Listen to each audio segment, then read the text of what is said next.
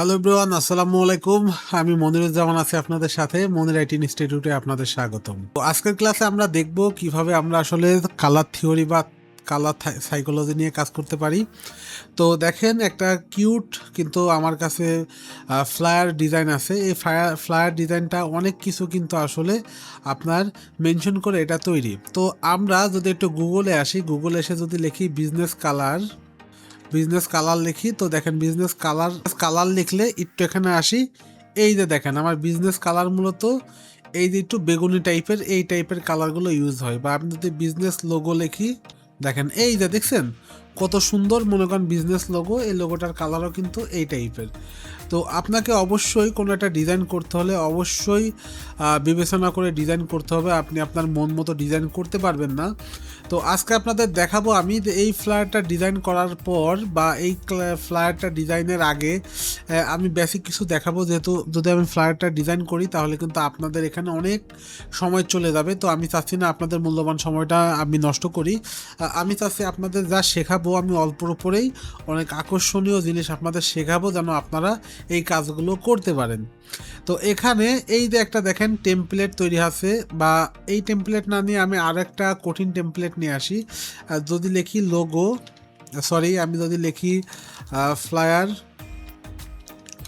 Design, বা লিখি social media post design. ওকে, আমি লিখলাম সোশ্যাল মিডিয়া পোস্ট ডিজাইন। তো জাস্ট সোশ্যাল মিডিয়া পোস্ট ডিজাইনটা লেখার পরে এই যে সোশ্যাল মিডিয়া পোস্ট, এটাকে কপি করব। কপি করার পরে কন্ট্রোল V। ওকে, এরপরে আমি জাস্ট এটাকে এইভাবে রাখার পরে আমি এটাকে এখানে রাখি। তো এই সোশ্যাল মিডিয়া পোস্ট ডিজাইন করতে আমাদের যা যা লাগবে, বা এখানে আরেকটা জিনিস শেখাতে চাইছিলাম, সেটা হলো টেক্সট। এই হেলানো টেক্সটটা কীভাবে দিবেন এটাও একটু আমি দেখাই দেব। তো প্রথমত আমরা এই টেক্সটটা নেওয়ার জন্য বা এই টেমপ্লেটটা কিভাবে নিতে পারি, তো টেমপ্লেটটা নিতে হলে আমি এখানে চলে যাবো রেক্টেঙ্গেল টুলে, শিফট এবং অল্টার প্রেস করে এটা নিব, প্রথম কাজ। দ্বিতীয় কাজ হচ্ছে আইড্রপারে আসবো। এখন কিন্তু আমরা কালার অ্যাপ্লাই করা জিনিসগুলো শিখবো। কালার আমরা কয়েকভাবে অ্যাপ্লাই করতে পারি। প্রথমত যে এটাকে সিলেক্ট করে যদি আমি এখানে আসি, এই যে দেখেন কতগুলো আমার কালার, আমি প্রত্যেকটা কিন্তু আমি এখানে অ্যাপ্লাই করতে পারবো। এইভাবে এর উপরে ক্লিক করলে কিন্তু এগুলো অ্যাপ্লাই হয়ে যাবে। দেখছেন কত সুন্দর অ্যাপ্লাই হয়ে যাচ্ছে। এখন আপনার কাছে এই কালারটা নাই, এই কালারটা কিভাবে আপনি নেবেন, এটাকে সিলেক্ট করে আইড্রপারে এসে জাস্ট এখানে সিলেক্ট করলে এই কালারটা কিন্তু এখানে অ্যাপ্লাই হয়ে যাবে। দেখছেন কালারটা অ্যাপ্লাই হয়ে গেল। দ্বিতীয়ত কি কাজ করবেন, এখানে এই শেপটা তৈরি করবেন। ইলিপসে আসবেন, ইলিপসে আসার পরে জাস্ট শিফট এবং অল্টার প্রেস করে এটাকে টানবেন। টানার পরে সবগুলোকে সিলেক্ট করে জাস্ট এখান থেকে মিড অ্যালাইন, এবং এটাকে সিলেক্ট করে মিড অ্যালাইন।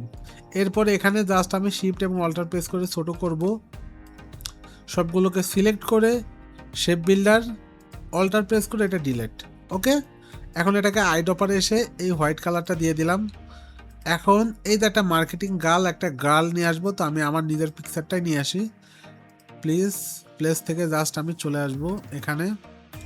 আসার পরে আমি এই পিকচারটা নিলাম এখান থেকে। তো এখন এই পিকচারটা জাস্ট আমি এখানে শিফট এবং অল্টার প্রেস করে ছোটো করলাম, করে এটাকে অ্যারেঞ্জ থেকে সেন্ড টু ব্যাক।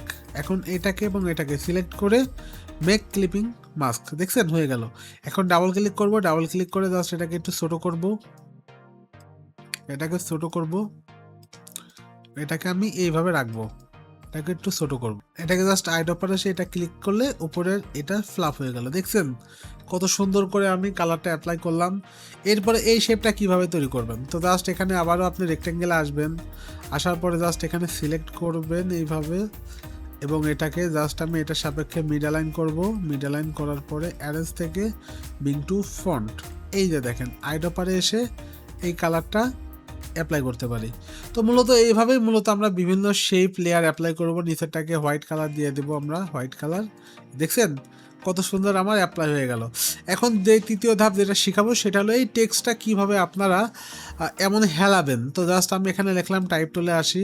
আসার পর এখানে আমি একটা সেমিক্লোন বা এই টাইপের কিছু একটা দিতে পারি। দেওয়ার পরে আমি লিখি উই হেল্প ইউ,